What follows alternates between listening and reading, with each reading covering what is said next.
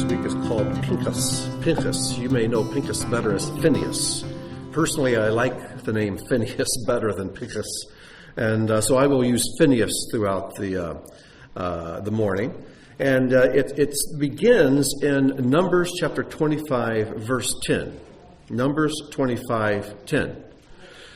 But we're going to back up to the beginning of the chapter, which is part of last week's Torah portion. We did not address this. I purposely left it off to add it to this week's, because the first half of Phineas' story is in last week's portion, and then the second half of his story is in this week's portion. It seems like an odd place to divide a story. But it's divided here for a very specific purpose, and we'll see that in a moment. So let's go back to Numbers chapter 25 and verse 1. It says, Israel settled in Shittim, and the people began to commit harlotry with the daughters of Moab. They, the daughters of Moab, invited the people to the feast of their gods.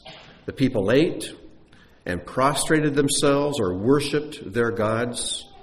Israel became attached to Baal Peor, and the wrath of Adonai flared up against Israel. So here's the question. Why did Israel settle in Shittim? They hadn't settled there, this wouldn't have happened. But they did settle there, and this did happen. Why did they settle there? I can wait as long as you can, so I'll just... Anybody have the slightest notion? This is really simple. Now, one of the children could easily tell you why they settled there. Carla.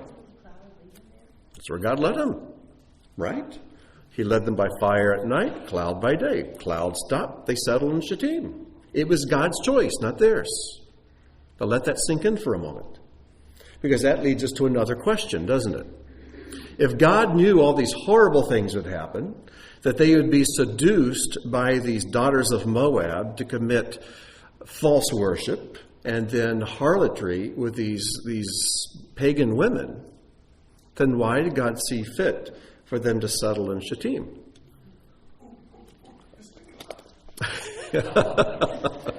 Yes, Dale.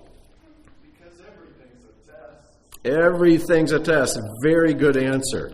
Everything's a test. And the thing is that they had not been tested and tempted there, how would they ever get strong?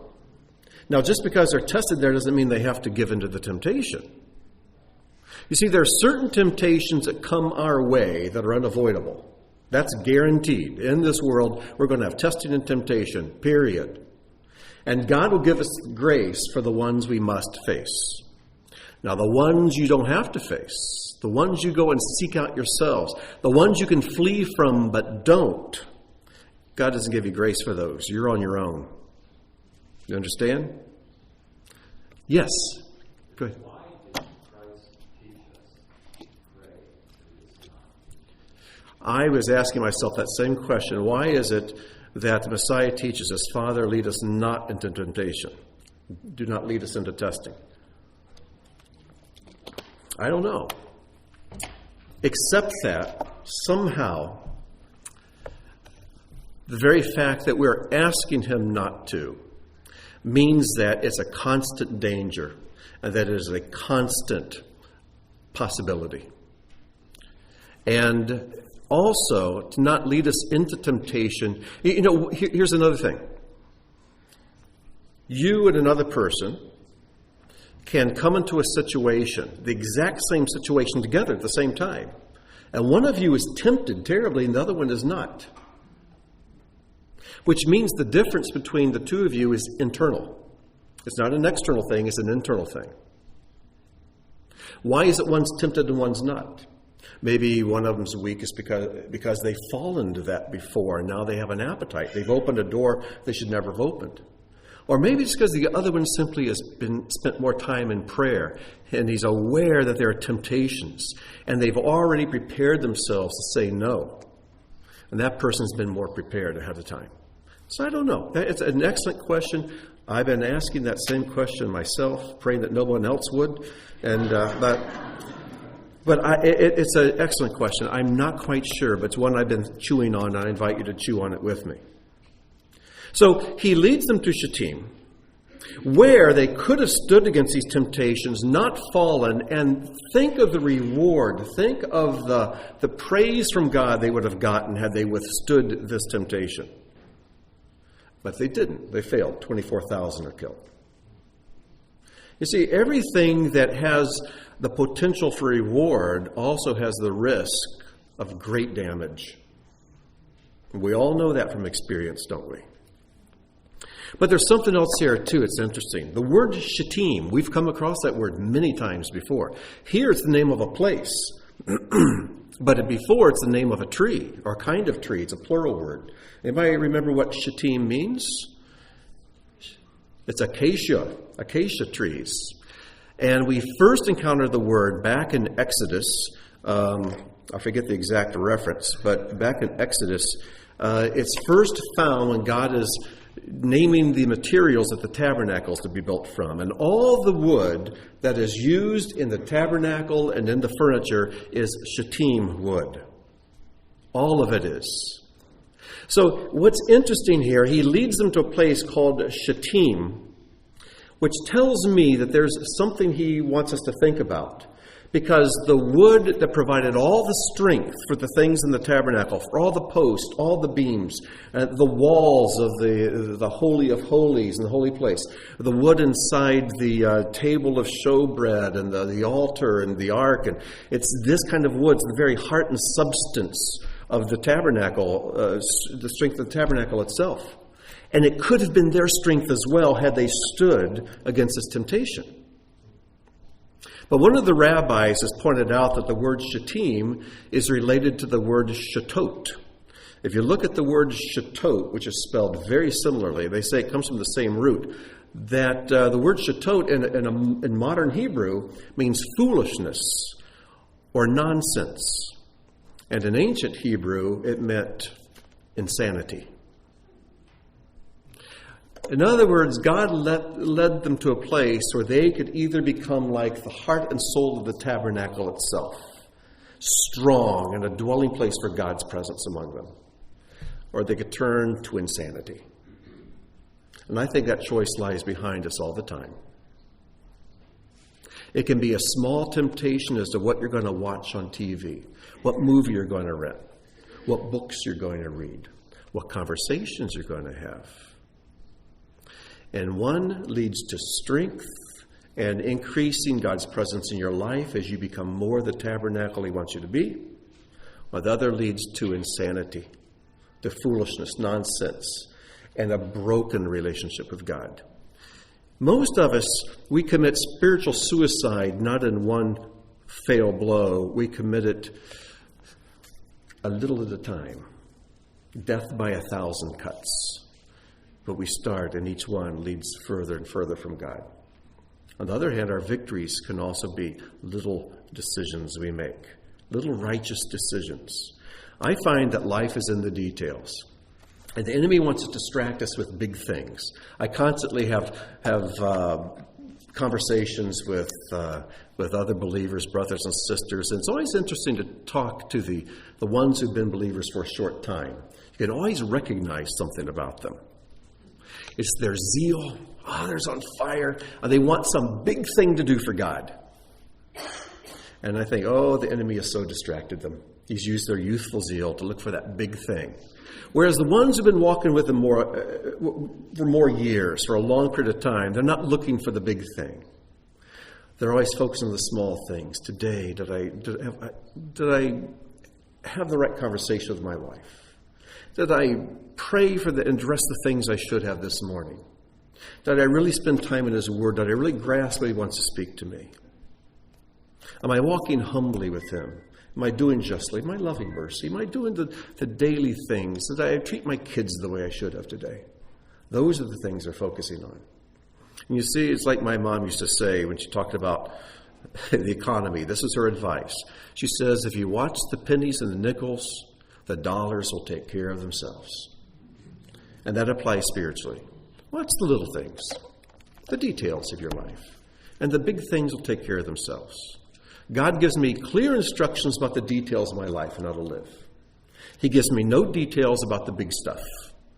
It's like he holds that in reserve, and if I'm faithful in that which is small, he'll entrust me with things that are big. But it's his responsibility and his prerogative to give me something big to do if he sees fit. But too often we want to skip the little stuff and go, right, give me something big, Lord, give me something big. And it doesn't work out well. Well, anyways, look at how the Moabite and Midianite women seduced them. They invited the people to the feast. First thing is feast. Satan's tactics haven't changed, have they? The way he seduced Adam and Eve was with food. And here we see these women seducing the Israelites with food. And yet we're constantly told in churches that the food laws really aren't important. I think they're extremely important. I think what we put into our bodies, into our temples, is powerfully important. And we need to really pay attention to that. And these are the feasts of their gods.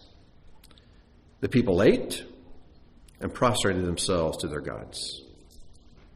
Israel became attached to Baal Peor, and the wrath of Adonai flared up against Israel.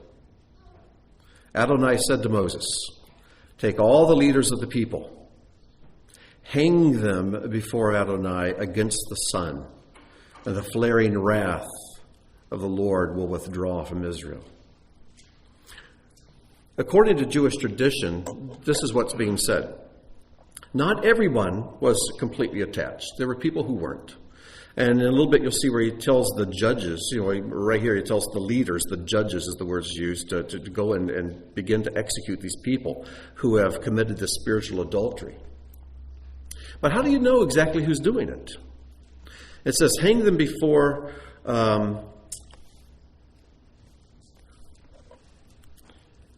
he says, hang them against the sun. Beshemesh is the word.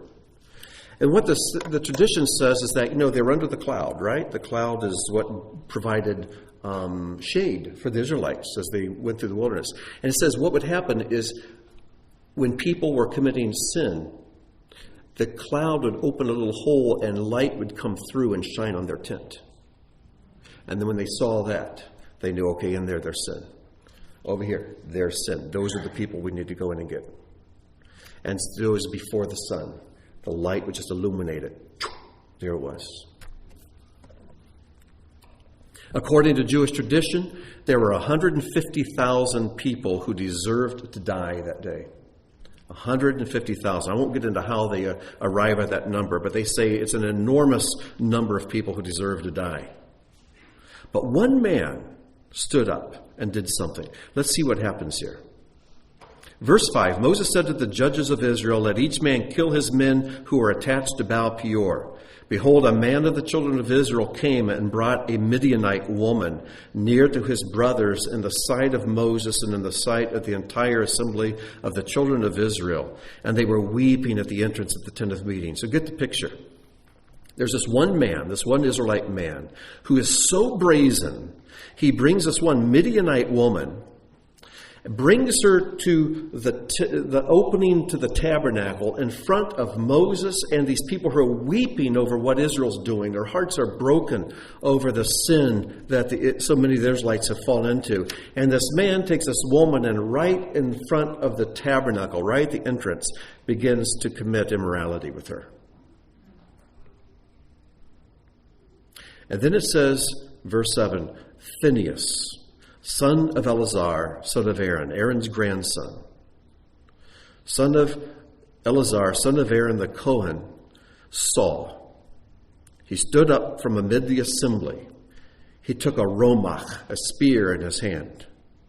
He followed the Israelite man into the tent and pierced them both, the Israelite woman and the man and the woman, into her stomach. Killed them, went right through both of them at the same time into the ground. And the plague was halted from the children of Israel. Those who died in the plague were 24,000. And then the Torah portion ends. You see, what Phinehas did legally was about as wrong as anybody could do. There was no trial. There was no judge. There was no court. This is not the proper way to kill adulterers.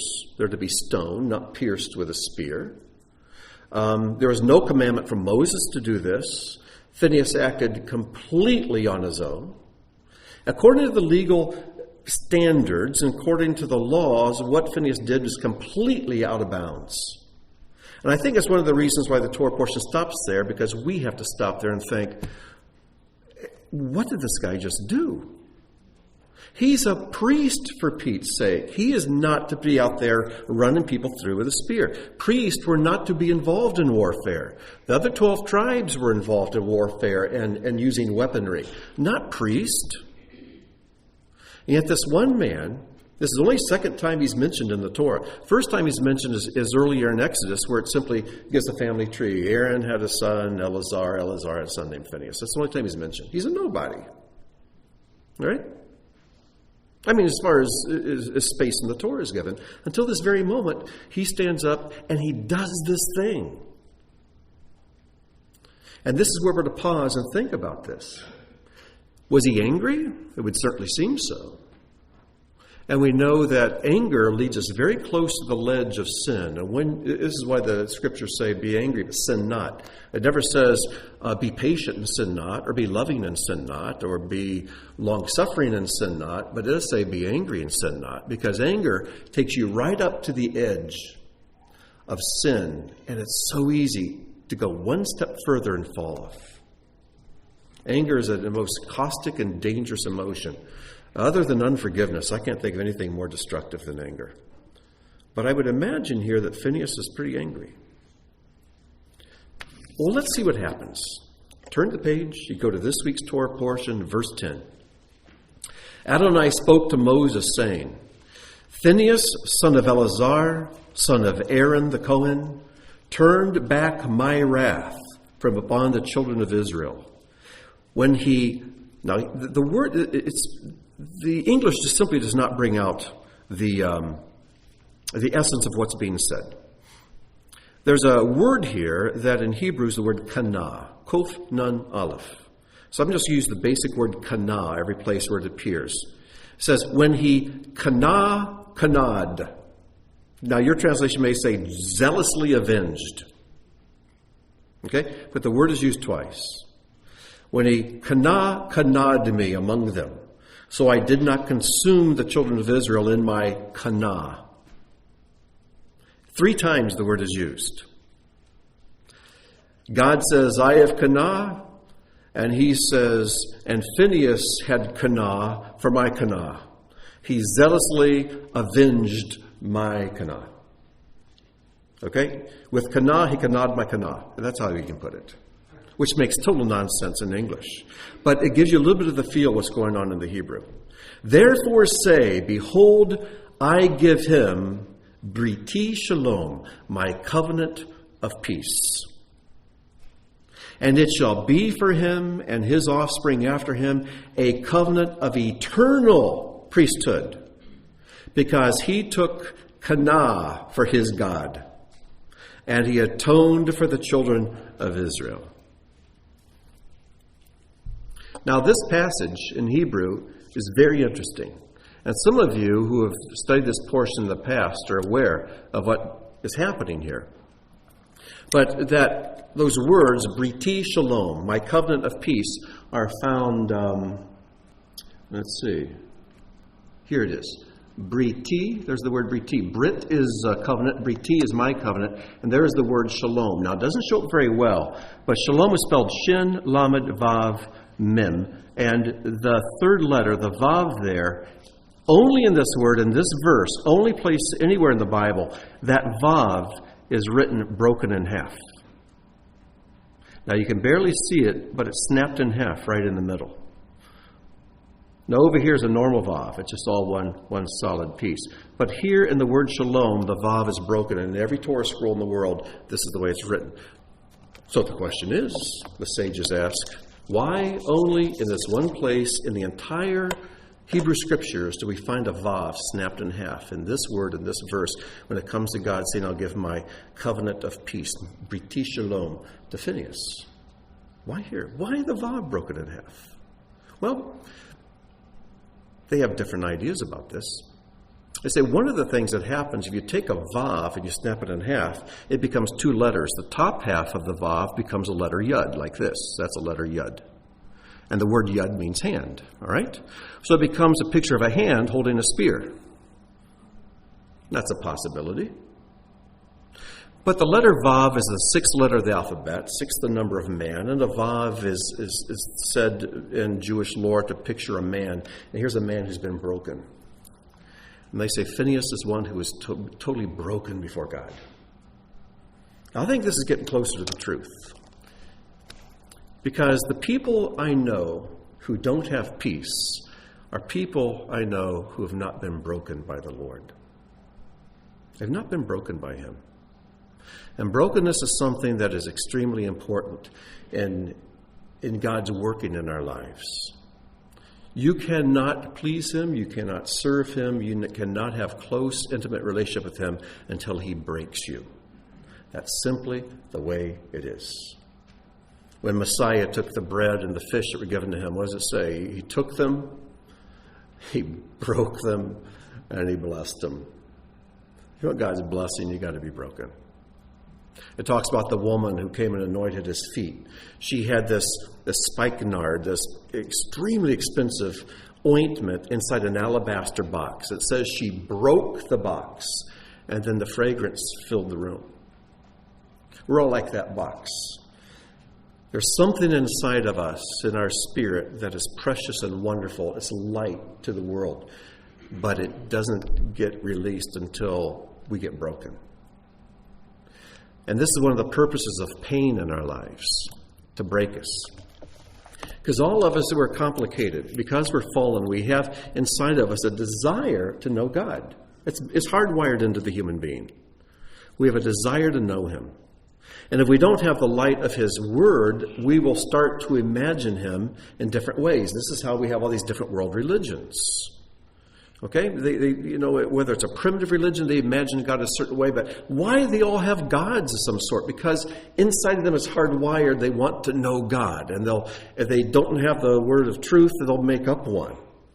And so God wants us to come to Him. But the other problem that comes alongside our desire to know God is this resistance to obey Him.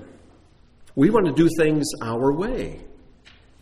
We want to do things our way. That's the way we're made naturally, and that's got to be broken. It simply must be broken. Watchman Nee writes about this in a lot of detail.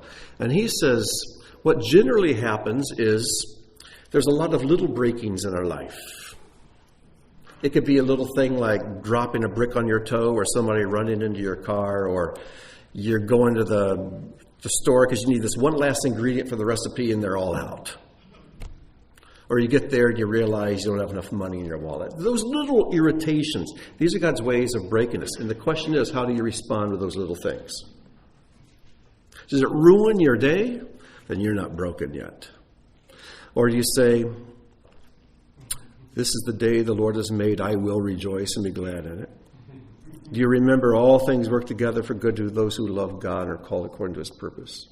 Do you remember to give thanks in all things because it's the will of God concerning you? Do you remember that God runs the world? And it was a small thing for Him to make sure there was mayonnaise on the shelf at the store, but He chose not to have mayonnaise on the shelf at the store right when you needed mayonnaise on the shelf. How do you respond? See, there's a switch inside you. You're just going to go one way or the other. All right, Lord, well, there must be a reason for this. I don't know what it is. You may choose to show me. You may not. But I'm going to be grateful to You anyway. You see? So we have these little breakings that happen. But somewhere in our life, either early or in the middle or late, and maybe a couple times in our lives, there's going to be a major one. Every one of you, if you haven't had it already, you're going to. There's going to be something in your life that's going to absolutely snap you in half. And how you respond to that will determine who you are. It will determine what kind of person you are. It will determine your walk with God, maybe for eternity. I've seen God break people, and they turn their back on Him and never want to serve Him again. And they are miserable from that day on to the day they die. I've watched other people broken by God, and they become soft. They're not defensive anymore. And all of a sudden, the unimportant things are unimportant. Their focus is made clear, and they realize the important things are important. And that breaking can come usually through the relationships that are very closest to you. It can be through a spouse. And Robin, in my case, it came through our kids. We thought we were here to raise them, and God used them to raise us in a lot of ways. And we love our kids; they're all great, and they turned out all right in spite of me. But with each one, it was a very unique thing. With some people, it can be through their jobs. They'll pour their lives into a career of some sort, and God just pulls it all out from under their feet, and they collapse. It's done. A friend of mine years ago, he's moved out of the state, but he was a very wealthy man, a Jewish man, and a great guy, wonderful guy. Great business in partner with another guy. And the other guy stole the entire business, all the money, everything, and just left him out to hang. And, he pursued different legal means to try to get redress on this, and nothing worked. And he was basically left penniless. He was a broken man. So how you respond to that is going to determine who you are. And so when we look at this one letter and this one word in this one place in the Torah, the word shalom, where God gives to Phinehas his covenant of peace, briti shalom, the letter vav is snapped in half. Every Torah scroll in the world is exactly that way right there. Now, for years, I come to this Torah portion and I wrestle with this thing. What was it about Phinehas? What is with this guy? He does everything that appears to be wrong. In anger, he kills two people. No court, no jury, no defense attorney, no judges involved. He's a priest. He's not supposed to be holding weaponry and killing people. And he does everything contrary to what you expect of a priest. Yet God takes this man, and it's almost like God is totally distracted from killing off Israelites. And look at this. Here's somebody who gets it. Here's someone whose heart is exactly in sync with mine. And it even says that he atoned for Israel by killing these two rotten individuals. And the death stopped at that point. Boom. One rabbi puts it this way. It says here, this is Rabbi Nachmanides. He says, the sinners deserving death were many, but Phinehas' action, in fact, saved them, and they were not killed. And accordingly, many of those who were attached to Baal Peor remained alive at this point. This man who brought death was a savior of Israel. This broken man. And I've tried to get inside, I'm no Phinehas, but I've tried to get inside of Phinehas' head. And I want to share something with you that I can't prove theologically, I can't prove it from the scriptures. It's just this thing, this notion I've got inside my heart as I think about Phinehas. Somehow when I think of this, and I've read it over and over and over, and just ponder it and meditate on it, I think, this is what I think, strictly my opinion, you can toss it out, you don't have to agree with anything. But I think that there was something in Phinehas that at that point, he was so heartbroken for his people that his grief for the sin of Israel was just about the same as God's grief for the sin of Israel. And his hatred for what he saw them doing was as strong as God's hatred, because God says he had wrath, he had anger. And it's as if in that moment Phinehas totally lost himself, but he wasn't given over to anger, because the anger of man does not work the righteousness of God. It simply does not. But it wasn't the anger of man. It's almost as if at that moment Phinehas set himself completely aside. It was not about Phinehas. It had nothing to do with him. It was all about God. and his love for his people and the anger it caused him to see them committing this spiritual adultery against him. And for that split second, for that one moment that it took to get a spear and just kill these two, Phinehas was completely caught up with God.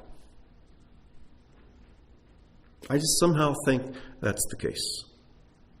And it's so, I don't think God's ever shocked or surprised, but it's just so, boom. It's just like this one act by this one man was so enormous in the spiritual realm and in God's mind that everything stopped. There's something here that tells me that one small act by one small man can be huge in the spiritual realm. That little things in the physical realm are huge in the spiritual. Whereas huge things in the physical realm don't even make a blip on the screen in the spiritual. But little things. I'll tell you a little thing that made the biggest blip of all. That's the death of Messiah. It happened in this one little tiny country in the city of Jerusalem, this backwater nation that's on the outskirts of the Roman Empire, that no other history books really acknowledge. And this one man, a carpenter from Nazareth, he's executed. What's new? Romans are executing people all the time. But this one is the biggest event the world's ever seen. The spiritual realm, nothing bigger. It was a spiritual atomic bomb. Atomic, coming from the word atom. It was an atom, boom. It was tiny, but enormous.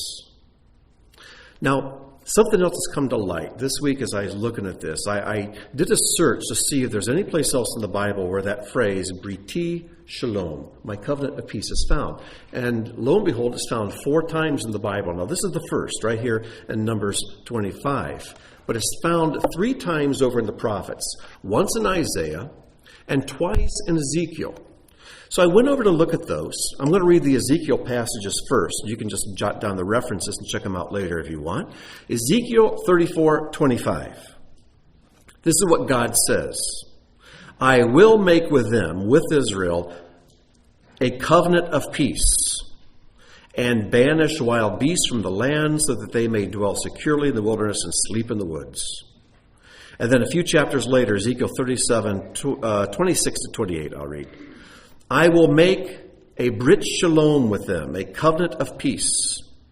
It shall be an everlasting covenant with them, and I will set them in their land and multiply them, and will set my sanctuary in their midst forever. My dwelling place shall be with them, and I will be their God. They shall be my people. Then the nations will know that I am Adonai, who sanctifies Israel, when my sanctuary is in their midst forever. So, these 2 passages in Ezekiel and also the one in Isaiah we'll look at all have to do with the future, with God establishing his covenant of peace with the nation. But it's future yet. Not now, it's in the future with a nation. But here in Numbers, he has established it with an individual. That's very unique. And when we go to the Isaiah 54 reference, I do invite you to turn in your Bibles to Isaiah 54. So we're going to read a more extended passage. What an amazing chapter this is. Love this chapter. Isaiah 54. As we read through this, I want you to be thinking about the events of Numbers. See if you see correspondences.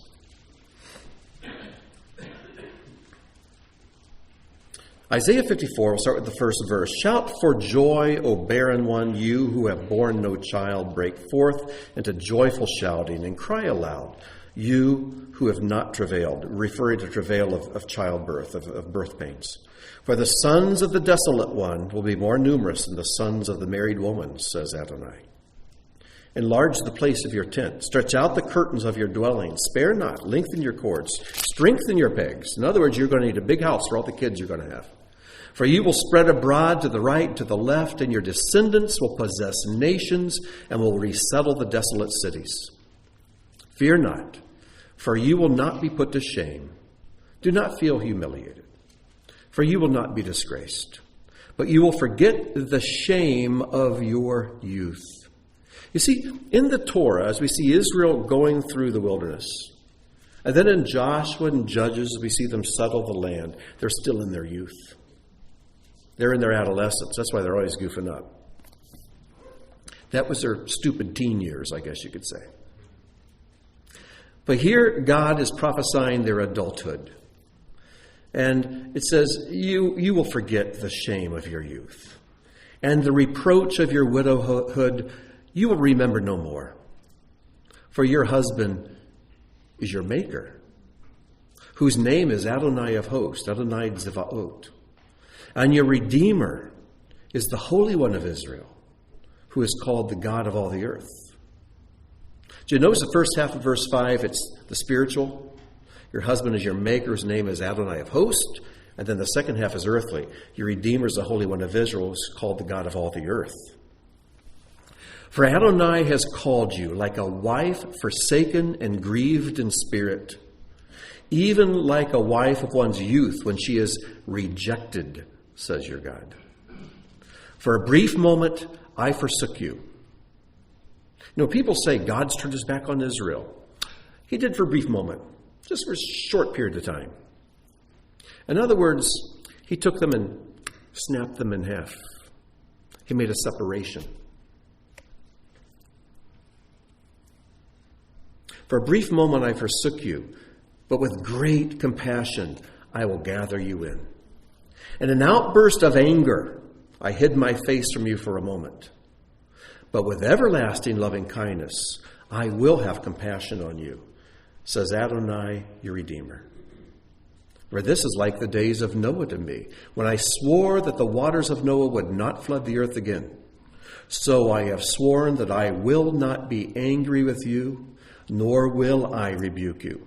Now, he has been angry, and he has rebuked, but he says, day's coming when that's all past. It will not happen again. Just as I made a promise to the earth in the days of Noah, I'd never destroy the earth with a flood. I'm making a promise to you, the day's coming when I will never be angry with you again, never rebuke you again.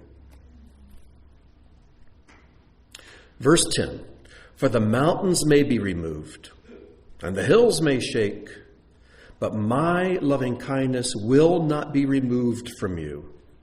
And Briti Shalom, my covenant of peace will not be shaken, says Adonai, who has compassion on you. And he goes on, O afflicted one, storm-tossed, not comforted, behold, I will set your stones in antimony and your foundations lay in sapphires.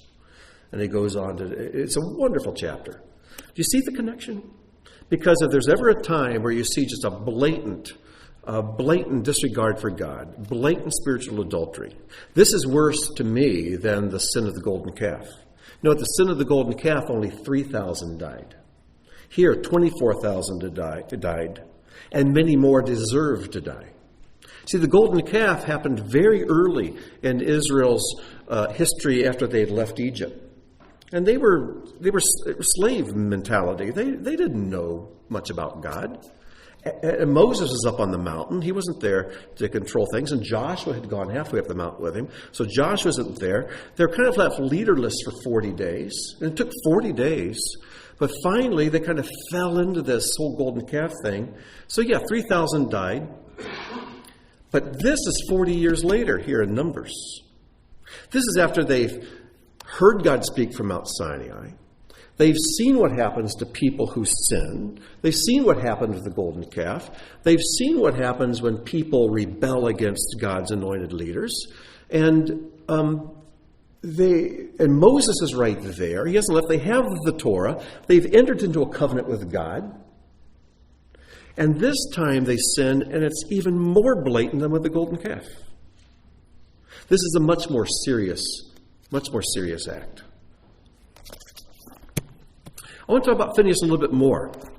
As I look into what Jewish tradition says about Phinehas, it comes up with some pretty interesting things.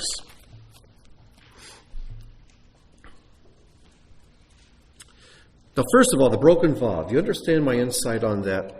I think what that broken vow is picturing is that in Phinehas, what he did with an individual is a picture of what he's going to do with a nation, but the nation has to be broken first. They have to be broken first. And Israel has been going through a brokenness, which God calls a short period of time, this short forsaking. But in picture, in the context of eternity, it's just a blip. It's just very small. Yes, Rosemary. You're talking about this being more grievous sin. Could it be because the sin of fornication is a sin of the flesh, and it's actually sin against the body? So it could be because how the Father and Jesus hate the flesh. That's the reason why the seriousness, Phineas, he was looked upon by the Lord as being great in what he did. Yeah. Because Scripture says it's actually in Scripture. The actual sin of the body is sin of the flesh, because you're coming together as one person. Yeah. The sin of the flesh is as bad as that is. I'm not disagreeing with that. What was even worse was the spiritual adultery. By turning their back on the God who, there was this cloud covering them. He provides manna every morning. And turning their back on this God who's so close to them to follow Baal Peor? Because they're seduced away by these women to worship their gods? It was the spiritual counterpart. It was the forsaking of God. People, and don't condone sexual sin in whatever shape or form. Sin is sin is sin. But just someone who falls sexually, I have more tolerance. I have more mercy towards them and understanding. But someone who just turns their back on a God who's answered prayers, who's walked with them, who they've known, has turned their back on him, that I just don't get. I just don't get it. But here you find the two mixed together. So, but here's something interesting about Phineas. God, when he talks about, I'm going to give you this as an eternal covenant to him, an eternal priesthood. How can you make an eternal priesthood with a man who's only going to live 70 years or so, then die? But Phineas lived an incredibly long life. We don't even know how long he lived. Because you see, his birth is recorded, but his death isn't. And as you go through the Torah, you find Phineas there. And as you go through the book of Joshua, you find Phineas there as the high priest. As you go through the book of Judges, guess you continue to see as the high priest. Phineas. You get to almost to the end. Judges, I think, is 22 chapters long. You get to Judges chapter 20. This is almost 400 years later after this event. And Phineas is still high priest.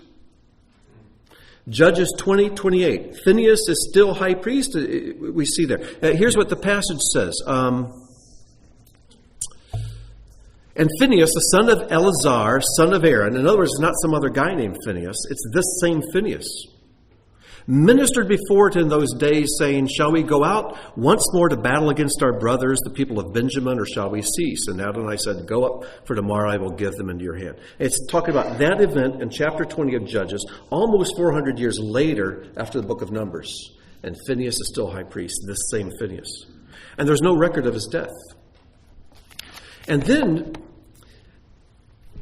this Phineas is in some Jewish legends, and I'm not saying this is the case, but according to Jewish legend tradition, Phineas and Elijah are the same person. Because with Elijah, you have no record of his birth. And what happens at the end? He's caught up into heaven on a fiery chariot. And in the Orthodox Jewish mindset, that same Elijah the Tishbite, is also Phineas, the high priest. Just a thought. Am I saying it's the case? No, not at all. Philo, the ancient Jewish historian, states that Phineas ascended physically into heaven, just as Enoch and Elijah did. He doesn't say he is Elijah, but he ascended physically into heaven. Who knows? See, here's a great mystery. People ask you sometimes, who's the person you want to meet in heaven? Which Bible character? And some will say, I want to meet David, I want to meet Moses, I want to meet Abraham, and I say all the above. But I've added Phineas to that list. He's right there in the top 10. Because there's enough here just to tease you into thinking, I want to know who this guy is. Because he has a powerful impact upon the people of Israel. Even though he's mentioned only in any real detail right here in this event. He does this terribly violent thing. And yet God rewards him in an incredible way, unusual way, that you don't see happening with anybody else. It's a pretty amazing thing. Robin, did I see your hand up? Yeah. Would you describe the thing that was apparently broken in Phineas that made him such a good Yes, what was broken in him was the ego. One rabbi I read this week describes Phineas' deed as anger without ego. And I thought, wow, where do you ever see that? I see it twice in the scriptures. I see it with Phineas, who had anger with no ego. There's nothing about him in it. And I see it with Yeshua. When he goes to the temple 2 times, premeditatedly makes a whip of cords. He knows exactly what he's going to do. Now, I don't think he did with a smile on his face and say, sorry, guys, I don't mean to have to hit you, but I have to do this. I don't think he did that. He was turning tables over. Money was rolling around on the floor. And he's driving these money changers out of the temple. And he says, it's supposed to be a house of prayer. You've turned it into a den of thieves. And when you read about that in John quotes Psalm 69:9 as a prophecy applying to Yeshua, where it says there, for zeal for your house has consumed me. And the reproaches of those who reproach you have fallen on me. You know what the word for zeal is there? Kana. Same word that's used of Phineas. So, kind of interesting. Well, let's go on a bit. When you, it goes on to tell the names of these people. In verse 14, Numbers 25:14, the name of the slain Israelite man who was slain was with the Midianites was Zimri, son of Salu. Zimri means my song. A zimmer is a song. Some of the psalms are called zimrot. My song. Leader of a father's house of the Simeonites. And the name of the slain Midianite woman was Cosbi. No relation to Bill. Cosbi, which means my lie, my deception. Now get the picture. Here's my song. Here's what Zimri's life was meant to be, a song to the Lord. But instead, he had attached it, descended to my deception, and poured himself into a lie. What a graphic picture, if there ever was one.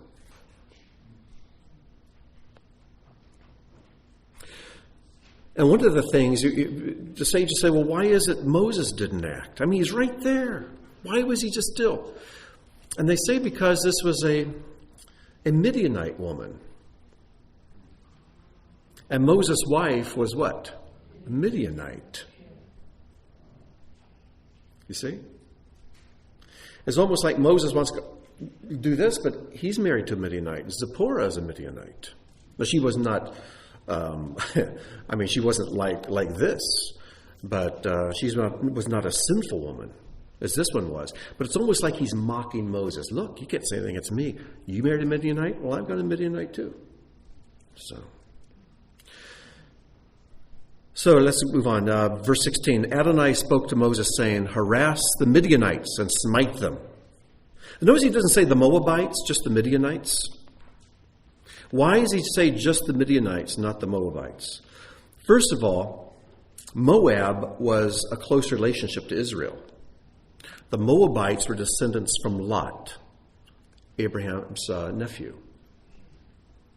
And also the sages tell us that whereas the Moabites, as you go through and kind of piece it together, you can see leading up to this, the Moabites were very afraid of Israel. But Midian, on the other hand, was filled with hatred of Israel. So the Moabites operated out of fear, but the Midianites operated out of hatred. And that's why God says, the Midianites, you go after them. And we'll read about that battle in the Torah portion to come. For they harassed you through their conspiracy, and they conspired against you in the matter of Peor and in the matter of Cosbi, daughter of a leader of Midian, their sister, who was slain on the day of the plague in the matter of Peor. And then you're all ready for the battle, right? And what does he do? He does a census. It's like, come on. Who puts a census right here where you're getting ready to go into a big battle? Well, one of the things that's interesting for the census, you have to go back to verse 1. And it does not appear in the English, but if you have a Hebrew Bible, if you look over across the page of the Hebrew, this is what you find. With verse 1, in Hebrew it says, Vayhi achrei hamagefa. It was after the plague, and then it goes to a new paragraph. Right? So you've got 3 words, Vayhi achrei hamagefa. And then it skips and goes down to the next line, just leaves blank space, starts a brand new paragraph. And the sages say, why do you start a paragraph there? In English, it reads smoothly. It was after the plague, the Lord spoke to Moses, Eleazar, son of Aaron the Cohen, saying, take a census. You don't put a paragraph break, right? It was after the plague. Next paragraph. The Lord spoke to Moses. Why put a paragraph break there? And the sages say it's for this reason. After this plague, after the 24,000 are killed, God is done killing off Israelites before going into the promised land. It's done. During those 40 years, there's a lot of birth and a lot of death. And as the old generation dies, the new generation is born to take their place. And after this whole deal with Baal Peor, the death part's over. It's a new paragraph. We're going to take a new census now, because these people we're counting were the ones who are 20 years old and younger, or not even born yet when they left Egypt. This is the new generation. This is the new count. These are the ones who are going in. The census back in the first of Numbers, those are the ones who came out. This census at the end of Numbers, these are the ones going in.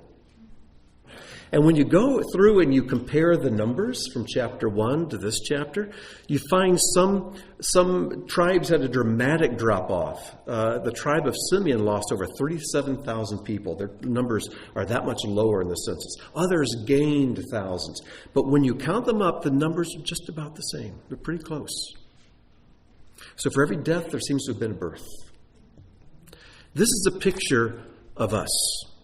Because the people of Israel are a picture of each person here. And the story of the nation of Israel is a story of you and me. And every one of us, though you may never have been to Africa or visited Egypt, every one of us was in slavery under a Pharaoh making bricks for his glory. And then later he even took the straw away, even took the pleasure out of the brick making. And we have a Redeemer who has brought us out by the blood of the Lamb, from death to life, from slavery to freedom. We've experienced that. And this place of the wilderness is a place of pain and of death and of life. And the old has to die and be buried in the wilderness, and the new has to grow up, because that's what goes in the promised land. I want to show you something. I see the clocks. I think Dale's back there messing with the hands. But I want you to skip over to chapter 26, verse 52. I want to show you just two quick things. Then we'll take a few questions. Chapter 26, verse 52. Adonai spoke to Moses, saying, to thee shall the land be divided as an inheritance. Okay, he's taken the census. He says, to these shall the land be divided as an inheritance, according to the number of names. For the numerous one you shall increase its inheritance. For the fewer one, you shall lessen its inheritance. There's a powerful, powerful lesson here for us. It's this.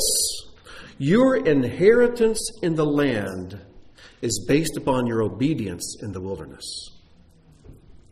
Your inheritance in the land is based upon your obedience in the wilderness. Those tribes, like the tribe of Simeon, who were bent towards rebellion, their numbers decreased dramatically, so they get a smaller inheritance in the land. Those other ones, like Ephraim, they just went off the charts. They were obedient. They stayed close to God. Their numbers increased, so their inheritance land is huge. But your inheritance of the land is based upon your obedience to the wilderness. This place of transition, this place of pain. And I say, don't get used to the pain. The wilderness is a painful place. This world's a painful place. I don't say get used to it. Because once you get used to the pain doesn't do you any good anymore. Don't get used to the pain here. Let it have its purifying, perfect work in your life. Don't seek it out. But when pain comes into your life, realize it comes from the hand of God. And that pain, though it's painful, does not necessarily mean it's bad. Some of the most wicked things in your life are the things that don't feel painful. Some of the best things in your life are the things that are. Okay? We equate pleasure with good and pain with bad. That's nonsense. Okay? That's nonsense. You can't measure good by whether it's painful or not, or bad whether it's painful or not. I want to show you one last thing in this chapter that's, I almost missed it going through this time, but I want to share it with you.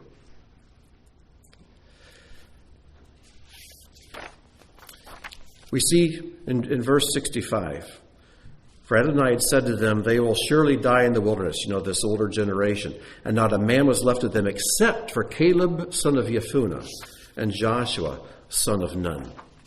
And then we see Joshua receiving a special recognition, a special gift. And that's going to be over in chapter... Let me find it here. In chapter 27, I want you to notice something. Verse 18, Adonai said to Moses, take to yourself Joshua, son of Nun, a man in whom there is spirit. Okay, you see that?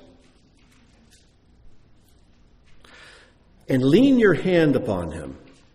You shall stand him before Eleazar the Kohen and before the entire assembly and command him before their eyes. You shall place some of your hod, your majesty, glory upon him, so that the entire assembly of Israel will hear.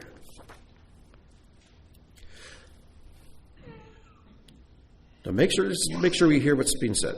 Take to yourself Joshua, son of Nun, a man in whom there is spirit. You see, back in chapter 13, verse 16, Moses changes Joshua's name. He changes it from Hoshea to Yahashua. He just adds a letter. He takes the letter He and puts it in Joshua's name. So Hoshea becomes Yahashua. All right? I'm sorry, he adds the letter Yud. I'm thinking of somebody. He adds the letter Yud, which always represents God's Spirit. Okay? I'm sorry. I should never go by memory. It always fails me. He adds a Yud to his name. So Hoshea becomes Yahashua. All right? He adds the Yud. Yud is that little tiny letter, only one that's suspended up in space. And as you know, it always represents God's Spirit. It's the first letter of God's name, Yud He Vav He. It's the first name of Yisrael and of